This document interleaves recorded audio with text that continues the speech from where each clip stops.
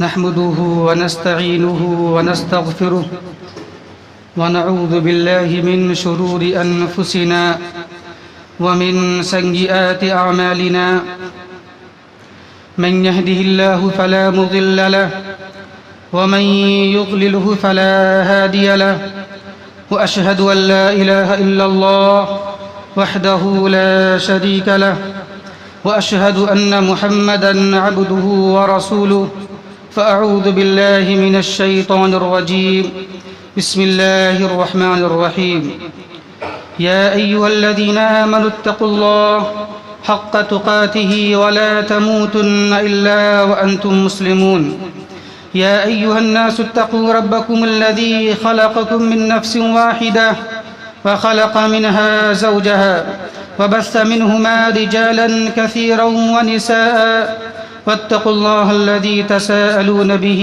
والأرحام إن الله كان عليكم رقيبا يا أيها الذين آمنوا اتقوا الله وقولوا قولا سديدا يصلح لكم أعمالكم ويغفر لكم ذنوبكم ومن يطع الله ورسوله فقد فاز فوزا عظيما أما بعد فإن خير الحديث كتاب الله وخير الهدي هدي محمد صلى الله عليه وسلم وشر الأمور محدثاتها وكل محدثة بدعة وكل بدعة ضلالة وكل ضلالة في النار قال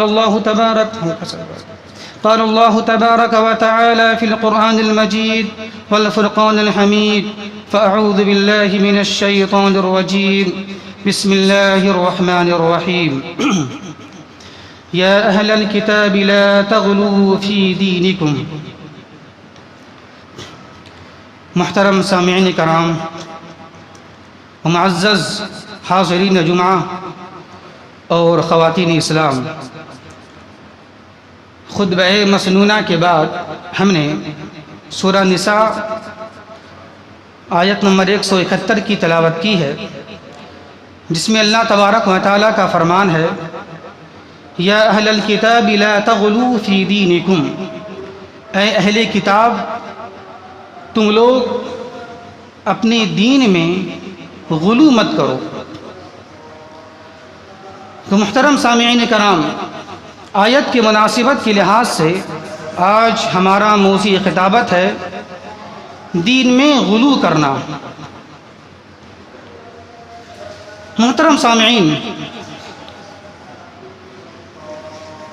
اس امت محمدیہ کی ایک خصوصیت ہے کہ اللہ تبارک و تعالیٰ نے اس امت محمدیہ کو ایک معتدل اور متوسط امت بنایا ہے، اور اسے جو دین دیا گیا ہے، جو اسلام دیا گیا ہے، وہ بھی اسلام متوسط ہے، معتدل ہے، یعنی وہ اسلام، وہ دین غلو سے اور تفریط سے پاک ہے، یعنی ہمارا اسلام، ہمارا دین میں نہ غلو ہے اور نہ تفریط ہے، اس میں گنجائش نہیں ہے، نہ زیادتی کی اور نہ کمی کی۔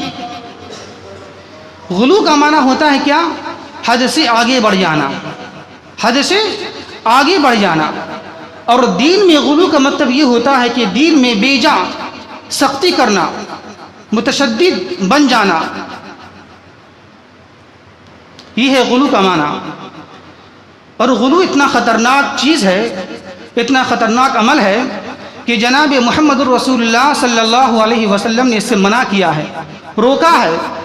نسائی ابن ماجہ شریف کی ایک حدیث ہے، جناب محمد الرسول اللہ صلی اللہ علیہ وسلم بیان فرماتی ہیں کہ اے لوگو، تم لوگ غلو سے بچو، کیونکہ تم سے پہلے والے لوگوں کو غلو ہی نے ہلاک و برباد کر دیا تھا۔ تو غلو یہ بڑا خطرناک چیز ہے، بڑا خطرناک عمل ہے۔ محترم سامعین کرام، آج ہمارے معاشرے میں بہت سارے ایسے لوگ ہیں جو عبادات کے تعلق سے، دین کے تعلق سے افراط و تفریط کے شکار ہیں، یا تو وہ غلو کے شکار ہیں یا تو تفریط کے شکار ہیں، اور دونوں غلط ہیں، دونوں گمراہ ہیں۔ جو لوگ دین میں، عبادات میں غلو کرتے ہیں وہ بھی گمراہ، اور جو لوگ عبادات میں دین کے اندر میں تفرید کے شکار ہیں، یہ بھی گمراہ، دونوں گمراہ۔ صحیح کون ہے؟ صحیح دونوں کے بیچ والی جو رائے اختیار کرتے ہیں وہ صحیح ہیں۔ اسی کا نام صراط مستقیم ہے، جس میں نہ غلو ہوتا ہے نہ تفرید ہوتی ہے، اسی کا نام صراط مستقیم ہے، سیدھا راستہ، نہ غلو والا راستہ نہ کمی والا راستہ۔ محترم سامعین، آج ہمارے معاشرے میں بہت ساری ایسی چیزیں ہیں اور اعمال ہیں جس کے تعلق سے لوگ افراط و تفرید کے شکار ہیں۔ آئیے ذرا ہم اس کا مختصر جائزہ لینا چاہیں گے۔ کیا ہے وہ چیزیں جس کے تعلق سے لوگ افراط یا تفرید کے شکار ہو جاتے ہیں؟ پہلی چیز، انبیاء کرام اور صالحین کے تعلق سے افراط و تفرید کا راستہ اختیار کرنا۔ کیا پہلی چیز کیا ہے؟ انبیاء کرام اور صالحین کے تعلق سے افراط و تفرید کا راستہ اختیار کرنا۔ کچھ لوگ ایسے ہیں جو انبیاء کرام اور صالحین کے تعلق سے غلو کر جاتے ہیں، اس کو بڑھا دیتے ہیں۔ جو مقام ہے، جو جگہ ہے، ان جگہوں سے، ان مقام سے لوگ انبیاء کرام کو اور صالحین کو آگے بڑھا دیتے ہیں، اس کا نام غلو ہے۔ اور کچھ لوگ ایسے ہیں جو انبیاء کرام کو، جو صالحین کو اس کے مقام سے نیچے گرا دیتے ہیں، دونوں غلط۔ مثال کے طور پر یہود و نصارہ، کفار و مشرکین۔ یہود و نصارہ نے اپنے نبی کو ان کے مقام سے آگے بڑھا دیا۔ یہودی نے کہا کہ عزیر علیہ السلام یہ اللہ کے بیٹے ہیں، اور نصارہ نے یہ کہا کہ عیسیٰ علیہ السلام یہ اللہ کے بیٹے ہیں، تو دونوں گمراہ، دونوں غلو کے شکار ہو گئے ہیں۔ اللہ تبارک و تعالیٰ قرآن کے اندر ان کا قول، ان کا عقیدہ، نظریہ بیان فرماتا ہے سورہ توبہ کے اندر میں، وقالت اليہود عزیر ابن اللہ وقالت النصارى المسیح ابن اللہ۔ کیا یہودی نے یہ بات کہی کہ عزیر یہ ابن اللہ ہیں، یہ اللہ کے بیٹے ہیں، اور نصارہ نے یہ کہا کہ مسیح ابن مریم یہ اللہ کے بیٹے ہیں، تو یہ دونوں گمراہ ہیں۔ اس لیے کہ ان لوگوں نے کیا کیا؟ اپنے نبی کو، رسول کو اس کے مقام سے، اس کی حد سے آگے بڑھا دیا اور اللہ کا بیٹا بنا لیا، تو یہ دونوں گمراہ ہو گئے۔ تو یہود و نصارہ گمراہ کیوں ہوئے؟ غلو کی وجہ سے۔ اور اس کے برخلاف کچھ لوگ ایسے ہیں کہ جن لوگوں نے نبی کے مقام کو گرا دیا، جو مقام تھا جناب محمد الرسول اللہ صلی اللہ علیہ وسلم کا، اس مقام سے ان لوگوں نے گرا دیا، جیسے کفار و مشرکین۔ کفار و مشرکین یہ کہا کرتے تھے جناب محمد الرسول اللہ صلی اللہ علیہ وسلم کے تعلق سے، یہ تو میرے طرح انسان ہیں، یہ تو ہمارے طرح انسان ہیں، جیسے میں کھاتا ہوں یہ بھی کھاتے ہیں، میں پیتا ہوں یہ بھی پیتے ہیں، بازاروں میں گھومتے ہیں میں بھی گھومتا ہوں بازاروں میں، دونوں تو ایک ہو گئے، فرق کیا رہ گیا؟ تو کفار و مشرکین نے کیا ان کے مقام کو، اللہ کے نبی کے جو مقام تھا، نبوت کا مقام، رسالت کا مقام، اس کو سمجھا نہیں، اس کو مانا نہیں۔ تو کفار و مشرکین نبی کی نبوت کو نہیں ماننے کی وجہ سے، نبی کے مقام کو گرا دینے کی وجہ سے گمراہ ہو گئے۔ تو دونوں گمراہ، یہود و نصارہ گمراہ کیوں ہوئے؟ غلو کی وجہ سے، آگے بڑھا دیا، یہ بھی گمراہ۔ کفار و مشرکین نبی کے مقام کو سمجھا نہیں، میرے طرح انسان، میں بھی کھاتا ہوں آپ بھی کھاتے ہو، تو میں آپ کو نبی رسول نہیں مانوں گا، تو دونوں گمراہ ہو گئے۔ مقام سے نیچے گرا دینا یہ بھی گمراہ، اٹھا دینا یہ بھی گمراہ۔ اور یہ مثالیں آج ہمارے معاشرے میں دیکھنے کو ملتی ہیں۔ اب دیکھ لیجیے آپ، آج ہمارے ماحول اور معاشرے میں کچھ لوگ ایسے بھی ہیں جو علماء کرام کے تعلق سے حد سے آگے بڑھے ہوئے ہیں۔ کچھ لوگوں نے علماء کرام کی باتوں کو حرف آخر مان لیا ہے، وہ جو کہہ دے اسے مان لو بس، حلال تو حلال، حرام تو حرام، بس گرچہ شریعت اس کے خلاف ہی کو نہ ہو، بس انہوں نے بول دیا حلال تو حلال، حرام تو یہ حرام۔ یہ مثال کس کی ہے؟ یہ مثال یہود و نصارہ کی ہے۔ یہ لوگ ایسے کیا کرتے تھے، اس کے علماء نے، اس کے عابدوں نے جو کہہ دیا حلال تو حلال مان لیا، حرام کہہ دیا تو حرام مان لیا، یہ بھی گمراہ علماء کے تعلق سے۔ اور کچھ لوگ ایسے ہیں علماء کے تعلق سے کہ جو مقام علماء کرام کا اس کو وہ دیتے نہیں ہیں، اس کو اس کے مقام سے نیچے گرا دیتے ہیں۔ وہ سمجھتے میرے طرح انسان ہیں، ہم بھی آدمی یہ بھی آدمی، فرق کیا؟ علماء ہیں ٹھیک ہے، لیکن میں بھی آدمی یہ بھی آدمی، میں بھی کھاتا ہوں یہ بھی کھاتے ہیں، میں بھی پیتا ہوں یہ بھی پیتے ہیں۔ تو کچھ لوگ ایسے ہیں جو علماء کرام کو اس کو مقام عطا کرتے نہیں ہیں، دیتے نہیں ہیں، سمجھتے ہیں میں بھی انسان ہے یہ بھی انسان ہے۔ اور اگر علماء کرام ان کو صحیح بات بتاتے بھی ہیں، شریعت کی بات، دین کی بات، اسلام کی بات بتاتے بھی ہیں، تو اس میں شک ہوتا ہے، اس میں شک کرنے لگتے ہیں وہ، اور اس میں نکتہ چینی کرنا شروع کر دیتے ہیں، اور یہ سمجھتے ہیں کہ نہیں اپنی طرف سے ہم تحقیق کریں گے اور اپنی جانب سے ہم قرآن حدیث کو سمجھیں گے۔ تو نتیجہ یہ ہوتا ہے کہ علماء کرام کی بات نہیں ماننے کی وجہ سے وہ گمراہ ہو جاتے ہیں۔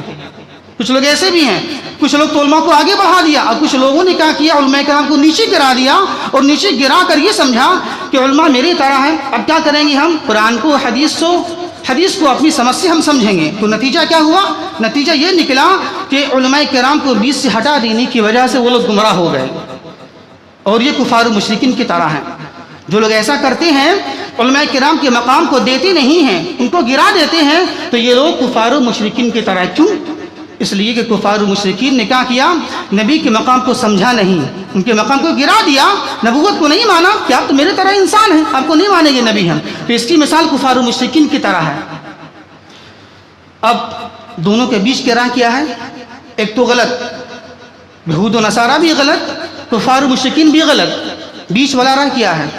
بیچ والی راہ یہ ہے کہ ہم علماء کرام کو دین کا رہبر مانیں، دین کا علماء سمجھیں، دین کا عالم سمجھیں، دین کا مقتدی سمجھیں، دین کا پیشوا سمجھیں، اور یہ سمجھیں کہ یہ علماء کرام انبیاء کے وارثین ہیں، اور ساتھ ساتھ یہ بھی نظریہ بنائیں، عقیدہ بنائیں، سمجھیں کہ ہاں یہ علماء ہیں لیکن ان سے غلطی ہو سکتی ہے، چوک ہو سکتی ہے، انسان ہیں، غلطی ہو سکتی ہے، چوک ہو سکتی ہے۔ تو یہ دونوں ملا کر علماء کرام کو مانیں، نہ معصوم مانے اور نہ ان کے مقام سے نیچے گرا دے، دونوں کے بیچ میں لے کے چلیں۔ یہ ہے درمیان کی راہ علماء کرام کو ماننے کے تعلق سے۔ جیسا کہ بخاری کی حدیث ہے، جناب محمد رسول اللہ صلی اللہ علیہ وسلم بیان فرماتی ہیں کہ اے لوگو، تم لوگ میری تعظیم میں، میری ادب میں حد سے آگے مت بڑھو، جس طرح نصارہ نے عیسیٰ ابن مریم کو آگے بڑھا دیا تھا، بلکہ تم مجھے اللہ کا رسول اور بندہ کہو۔ میں اللہ کا رسول ہوں اور اس کا بندہ ہوں، تو مجھے تم اللہ کا رسول اور اس کا بندہ کہو۔ جس سے پتہ ہی چلا علماء کرام کو ماننے کے تعلق سے بیچ والی راہ یہ اختیار کرنا چاہیے، نہ اس کو مقام کو گرانا ہے نہ اٹھانا ہے، جو مقام ہے وہ دینا چاہیے۔ آئیے دوسری چیز کیا ہے؟ عبادات کو انجام دینے میں افراط و تفریط کا راستہ اختیار کرنا۔ آج ہمارے معاشرے میں کیا ہے؟ بہت سے لوگ ایسے ہیں جو عبادات کو انجام دینے میں افراط یا تفریط کے شکار ہو جاتے ہیں۔ مثال کے طور پر نفلی نمازوں کی پڑھنے میں حد سے آگے بڑھ جاتے ہیں، حد سے آگے نکل جاتے ہیں۔ کیا مطلب؟ مطلب یہ ہے کہ جہاں ثابت نہیں وہاں بھی پڑھتے ہیں، جو ثابت ہو تو پڑھتے ہی، لیکن جہاں ثابت نہیں ہے وہاں بھی پڑھ جاتے ہیں، یہ غلو ہو گیا۔ جہاں ثابت نہیں ہے جو نفلی نماز وہاں پڑھنا یہ غلو ہے، اور کچھ لوگ ایسے ہیں جہاں ثابت وہاں پڑھتے ہی نہیں ہیں، تو دونوں غلط ہو گئے۔ اسی طرح کچھ لوگ ایسے ہیں نفلی اعمال کے تعلق سے کہ نفلی روزہ جہاں ثابت ہے وہاں رکھتے نہیں ہیں، اور جہاں ثابت ہے اس سے آگے بڑھ کے رکھتے ہیں لوگ، تو دونوں گمراہ۔ اسی طرح کچھ لوگ ایسے ہیں جو اپنی بیوی بچوں میں اتنا زیادہ مشغول ہو جاتے ہیں، اتنا زیادہ مصروف ہو جاتے ہیں کہ عبادات کو چھوڑ دیتے ہیں، نیک عمل کو انجام دیتے نہیں، اللہ کو بھول جاتے ہیں، یہ بھی غلط۔ اور کچھ لوگ ایسے ہیں جو عبادات کے لیے اپنے بیوی بچوں کو بھول جاتے ہیں، یہ بھی غلط، دونوں غلط۔ نہ ہم بیوی بچوں میں اللہ کو بھولیں، نہ ہم اللہ کی عبادات میں بیوی بچوں کو بھولیں۔ اس کی مثال موجود ہے بخاری شریف کے اندر میں، بخاری مسلم کی ایک حدیث ہے، حضرت انس رضی اللہ تعالیٰ عنہ بیان فرماتے ہیں کہ تین صحابی اللہ کے نبی صلی اللہ علیہ وسلم کی بیویوں کے پاس حاضر ہوئے، اور تینوں نے مل کر ان بیویوں سے اللہ کے نبی صلی اللہ علیہ وسلم کی عبادات کے بارے میں پوچھا کہ ذرا مجھے یہ بتائیں آپ کہ اللہ کے نبی کی عبادات کیسے ہوتی تھی۔ تو ازواج مطہرات نے ان تینوں صحابی رسول کو نبی کا عمل بتا دیا کہ نبی کا عمل یوں تھا یوں تھا یوں تھا۔ تو جب بتا دیا ان کی بیویوں نے، تو تینوں صحابی نے بڑا معمولی سمجھا، بڑا کم سمجھا. کہاں اللہ کی نبی، کہاں ہم. نبی تو بخشے بخشائے ہیں، ہم تو گناہ گار ہیں. ہم زیادہ عبادات کریں گے، ہم عبادات کے اندر میں زیادتی کریں گے، ہم کم نہیں کریں گے ہم. تو ان میں سے ایک صحابی نے کیا کہا، ان میں سے ایک آدمی نے یہ کہا، ہم ہمیشہ رات بھر نمازیں پڑھتے رہیں گے، ہم ہمیشہ رات بھر نماز پڑھیں گے ہم. دوسرے نے کیا کہا، دوسرے نے یہ کہا کہ ہم روزانہ ہمیشہ دن میں روزہ رکھیں گے ہم. تیسرے نے کیا کہا، تیسرے نے یہ کہا کہ ہم ہمیشہ عورتوں سے الگ رہیں گے، کبھی شادی ہی نہیں کریں گے ہم. جب یہ بات تینوں بول گئے اور بول کر چلے گئے، تو جب یہ باتیں اللہ کے نبی صلی اللہ علیہ وسلم تک پہنچی کہ ایسی ایسی باتیں آپ کے غیر معلوم ہوئی تھی، 3 شخص آئے تھے اور یہ باتیں کہہ رہے تھے، تو اسی وقت فوراً جناب محمد الرسول اللہ صلی اللہ علیہ وسلم ان کے پاس میں گئے. یہ کہا کہ تم نے ایسی ایسی باتیں کہی ہیں؟ بولا ہاں ہم نے کہا ہے. بولا سن لو، واللہ انی لاخشاکم للہ واتقاکم لہ، سن لو خبردار، اللہ کی قسم میں تم سے زیادہ ڈرنے والا ہوں، میں تم سے زیادہ ڈرنے والا ہوں، میں تم سے زیادہ خوف رکھنے والا ہوں اللہ تبارک و تعالیٰ کا. لیکن کیا میرا عمل کیا ہے؟ لیکنی اصوم و افطر، میں روزہ رکھتا بھی ہوں، روزہ نہیں بھی رکھتا ہوں. اور کیا؟ اصلی وارقد، میں رات میں نماز پڑھتا بھی ہوں، نہیں بھی پڑھتا ہوں، کبھی کبھی سو جاتا ہوں. واتزوج النساء، اور میں نے شادی بھی کر رکھی ہیں. پس سن لو، فمن رغب عن سنتی فلیس منی، پس جو شخص میری سنت سے اعراض کرے گا وہ مجھ میں سے نہیں ہے. اس سے پتہ ہی چلا کہ اعتدال ہونا چاہیے ہر چیز میں، عبادات میں، معاملات میں، دینیات میں اعتدال پسندی کو اپنانا ہے. ایسا نہیں ہے عمل ہمیشہ کریں گے، نہیں، اللہ کی نبی نے منع کر دیا ہے کہ ایسا مت کرو. تو عبادات کے اندر میں، معاملات کے اندر میں، ہر چیز میں، نوافل میں اعتدال پسندی ہونا چاہیے. اللہ کے نبی نے منع کر دیا، دیکھا کہ نماز پڑھ رہے ہیں ہمیشہ، منع کر دیا کہ نہیں، کبھی سو کبھی نماز پڑھو. ہمیشہ روزہ رکھتے چلے آ رہے ہیں، نہیں، منع کر دیا، روزہ رکھو بھی روزہ چھوڑو بھی، میں ہمیشہ دور رہوں گا بیویوں سے، بچوں سے، یہ غلط ہے. نہ، ساتھ میں رہو، لیکن ساتھ میں رہ کر دین کو بھولو مت. یہ اسلام ہے، یہ نظریہ ہے اسلام کا. اسی طرح تیسرا کیا ہے؟ تیسری چیز دعوت و تبلیغ میں افراط و تفریط کا راستہ اختیار کرنا. کیا ہے؟ کچھ لوگ ایسے ہمارے معاشرے میں کہ دعوت و تبلیغ میں، سمجھانے میں، دین کی باتیں بتانے میں کچھ لوگ تو ایسے غلو کر جاتے ہیں، حد سے آگے نکل جاتے ہیں، اور کچھ لوگ تو ایسے ہیں بالکل پیچھے رہ جاتے ہیں، کرتے ہی نہیں ہوتا. تو دونوں غلط، دونوں غلط. غلو کر جانا دعوت و تبلیغ میں یہ بھی غلط، کم کرنا یہ بھی غلط. مثال کے طور پر بعض مساجد ایسی ہیں جہاں کبھی درس کا اہتمام ہوتا نہیں ہے، جہاں کبھی بھی کسی مسجد میں صبح شام کبھی بھی نہیں قرآن حدیث کا درس ہوتا ہی نہیں ہے، کبھی نہیں ہوتا ہے، نہ ماہانہ ہوتا ہے، نہ کچھ دنوں کے بعد ہوتا ہے، کبھی ہوتا ہی نہیں ہے. ہوتا بھی تو غلط طریقے سے ہوتا ہے، دوسری کتابوں کا درس دیا جاتا ہے، یہ تو غلط، یہ بھی غلط. جہاں درس نہ ہو مساجد میں یہ بھی غلط. اور کہیں ایسی مسجدیں ہیں جہاں روزانہ درس، صبح شام درس، فجر بھی درس، مغرب بھی درس، اس کے علاوہ جمعہ میں یہ تو ہے ہی ہے، اس کے علاوہ ماہانہ درس، 15 دن میں درس. تو یہ بھی غلط، یہ غلو کے راستے ہیں. بعض جگہ ایسی ہیں جہاں درس ہوتا ہی نہیں ہے، یہ بھی غلط. اور کچھ جگہ ایسی ہیں جہاں روز درس اور 2 ٹائم درس، جہاں 2 وقت درس ہوتا ہے، اور کہیں کسی مسجد میں 2 ٹائم بھی ہے، روزانہ بھی ہے، اور ہفتہ واری بھی ہے، ماہانہ واری بھی ہے، جمعہ کا الگ. تو جان لیں محترم سامعین، یہ غلو کی شکلیں ہیں، یہ غلو کی صورتیں ہیں. ایسا نہیں کرنا چاہیے، یہ غلو ہے، یہ حد سے آگے نکل جانا ہے. اور معلوم ہے یہ ایسا کون لوگ کرتے ہیں؟ دعوت و تبلیغ میں حد سے آگے نکل جانا ایسا کون لوگ کرتے ہیں؟ پتہ ہے آپ کو؟ یہ ایسا وہ لوگ کرتے ہیں جس کے اندر میں دینداری کا بھوت زیادہ سوار ہو جاتا ہے، جن کے اندر میں دینداری کا غلبہ زیادہ سوار ہو جاتا ہے کہ نہیں، مجھے تبلیغ کرنا ہے، سب کو بنانا ہے مسلمان، لانا ہے سب کو. تو ہمیشہ صبح شام ہر وقت ایک دم کہیں بھی جاؤ، دن کے بعد کہیں بھی جاؤ، اس کی بات کہیں بھی جاؤ، بیچارہ آدمی اکتا جاتا ہے. کچھ اور بولو بھائی، کچھ اور بتاؤ. ہر وقت وہی چیز آدمی سے اکتا جاتا ہے. نتیجہ کیا ہوتا ہے؟ لوگ آج دیکھ لیجیے آپ، صبح شام درس، روزانہ درس، جمعہ کا الگ، مہینہ کا الگ، ہفتہ واری الگ. تو کیا ہو جاتا ہے؟ لوگ بیزار ہو جاتے ہیں، لوگ سنتے ہی نہیں. لوگ کیا بیٹھیں، مجلس میں، دینی محفل میں ہمیشہ تو ہوتا ہی ہے، چلو آج مت سنو، تو لوگ کیا ہوتا ہے، نتیجہ کیا نکلتا ہے، اس سے لوگ اکتا جاتے ہیں، لوگ بیزار ہو جاتے ہیں، لوگ روزانہ ہم بیٹھیں گے ہم، ایسا نہیں، لوگ اس سے اکتا جاتے ہیں اور اس کا دل بالکل مایوس ہو جاتا ہے، وہ سننا چاہتی نہیں ہے، وہ گرچہ آپ کا بیان کتنا اچھا ہی کیوں نہ ہو، لوگ سنیں گے نہیں آپ کے بیان کو، کیوں؟ اکتاہٹ ہو جاتا ہے، تو یہ غلط ہے یہ چیز۔ دیکھیں آپ، اللہ تبارک و تعالیٰ نے ہفتے میں ایک دن، جمعہ کے دن، خطبہ جمعے کی شکل میں اللہ تبارک و تعالیٰ نے دعوت و تبلیغ کے لیے مقرر کر دیا، متعین کر دیا کہ ہفتہ میں ایک دن، جمعے کے دن، خطبہ جمعے کی شکل میں یہ متعین ہے، اس کے ذریعے سے دین کے پیغامات کو دیا جائے، ہفتے میں ایک دن۔ اسی طرح اور دیکھ لیں آپ، بخاری شریف کتاب العلم کی ایک حدیث ہے، حضرت ابو وائل شقیق بن سلمہ رحمۃ اللہ علیہ بیان فرماتے ہیں کہ حضرت عبداللہ بن مسعود رضی اللہ تعالیٰ عنہ کہ ہمیں ہر جمعرات کے دن واعظ و نصیحت کیا کرتے تھے۔ کیا کہتے ہیں؟ تابعین ہیں ابو وائل شقیق بن سلمہ رحمۃ اللہ علیہ، یہ کہتے ہیں کہ عبداللہ بن مسعود رضی اللہ تعالیٰ عنہ ہمیں ہر جمعرات کے دن واعظ و نصیحت کیا کرتے تھے۔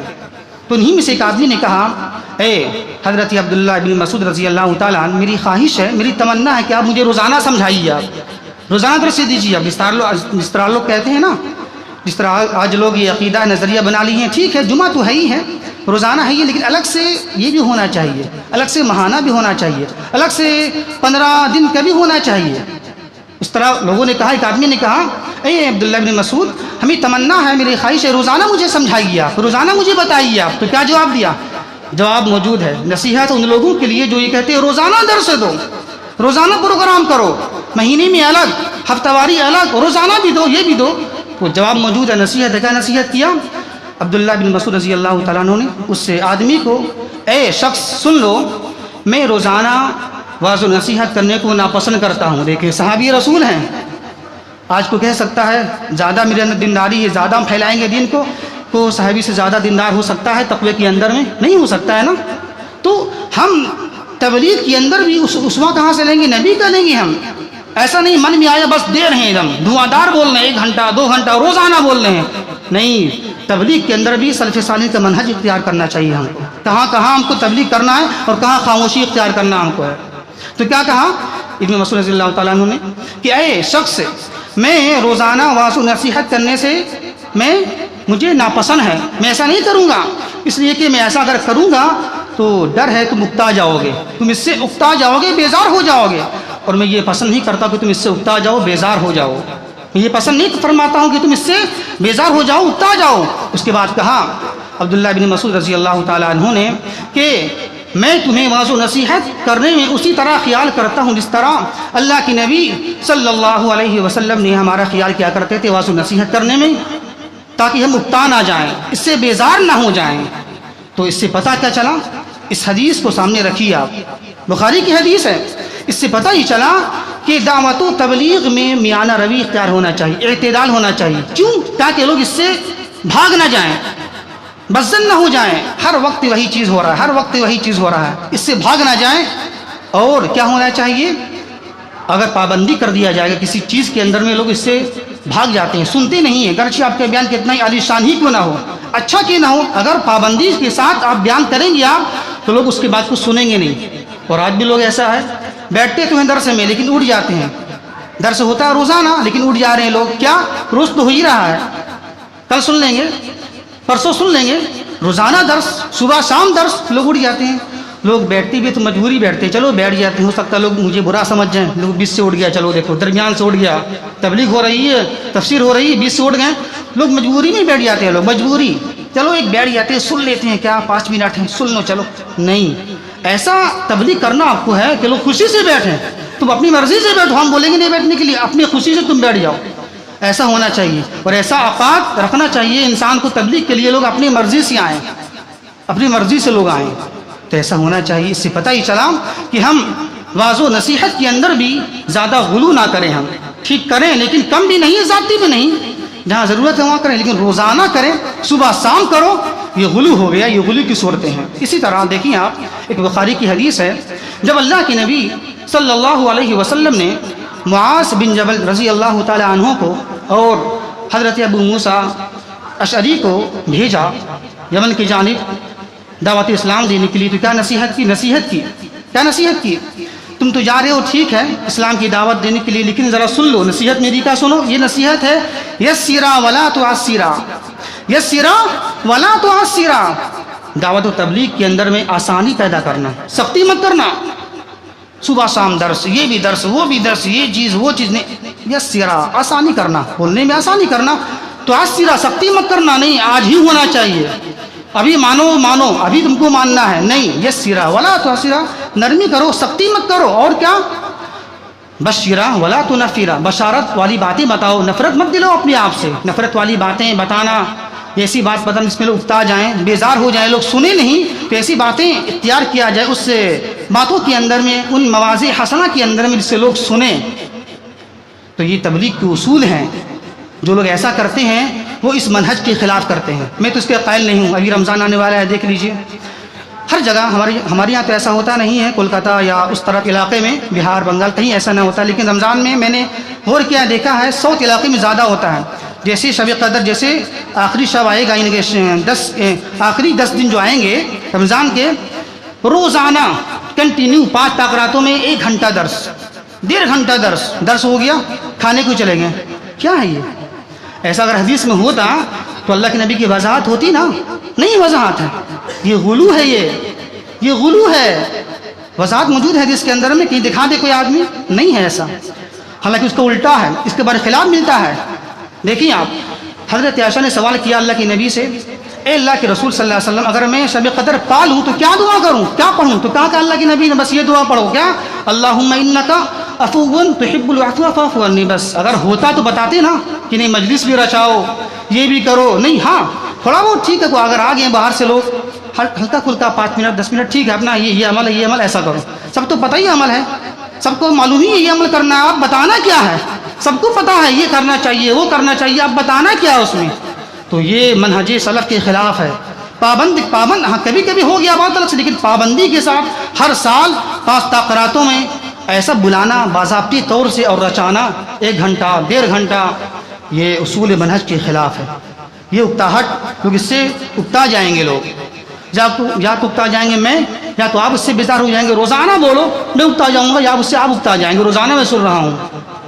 تو یہ دین کے اصول کے خلاف ہے. ایسا نہیں ہونا چاہیے. ہر چیز میں، ہر معاملات میں، نماز میں، روزے میں، ہر چیز میں سختی نہیں، درمیانی رائے اختیار کرنا آپ کو ہے. یہ غلط ہے. باقی رہا مسئلہ اللہ پر چھوڑ دیجیے. آپ ہدایت دل میں ڈال نہیں سکتے ہیں. نہیں ہدایت کو دینا ہے، اب کیا کرو؟ روزانہ بولو اس کو. نہیں، یہ طریقہ یہ آپ کا ہاتھ میں ہے ہی نہیں ہے. جو طریقہ ہے اختیار کرنا آپ کو ہے. ہدایت دینا نہ دینا یہ اللہ کی ذمہ ہے، آپ چھوڑ دیجیے. آپ ہدایت کے مالک نہیں ہیں، بس مجھے بتانا یہ میں مالک کس کا. ہدایت ڈال دینا دل کے اندر میں یہ اللہ کا کام ہے. تو ہمیں چاہیے کہ یہ غلو کے راستے ہیں، غلو کی شکلیں، نہ غلو ہو نہ کمی ہونا چاہیے. ہر چیز میں بیچ والی رائے اختیار مجھے کرنا چاہیے. اللہ سے دعا ہے کہ اللہ تبارک و تعالی ہمیں صحیح سمجھ کی توفیق عطا فرمائے. وما توفیق الا باللہ، انہ تعالی جواد کریم ملک بر رؤوف رحیم.